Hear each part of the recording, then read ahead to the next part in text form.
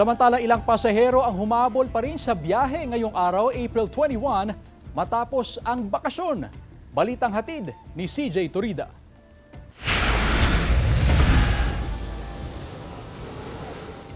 Tuloy ang pagdating ng mga pasahero sa bus terminal na ito sa Dagupan City kaninang umaga.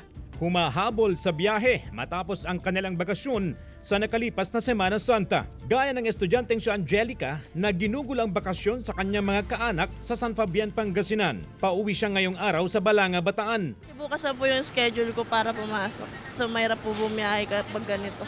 Kung may mga nagkukumahog ng pauwi sa kanilang probinsya matapos ang Semana Santa, may mga kararating lang din upang magbakasyon tulad ni Pauline na galing Pasay. 2 araw silang mag-iikot sa Pangasinan at 2 araw rin silang mamamasyal sa Baguio.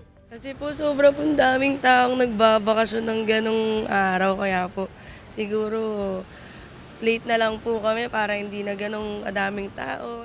Wala naman daw problema sa biyahe ng mga bus. Nasa 5 to 10 minutes ang trip interval ng mga bus, lalo na sa mga paakyat ng Baguio. Tuloy-tuloy naman po yung suporta namin at yung biyahe namin para mahihakot at maisakay po sila. Samantala, na-stranded sa Baler Terminal ang maraming pasahero kahapon, Easter Sunday.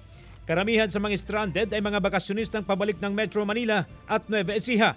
Ayon sa pamunuan ng terminal, nakabiyahe na ang halos lahat ng kanilang bus dahil sa dami ng mga pasahero, kaya ang ilan naghintay pa ng parating na karagdagang bus. Kasama si Henry Duminsil, CJ Torida, One North Central Luzon.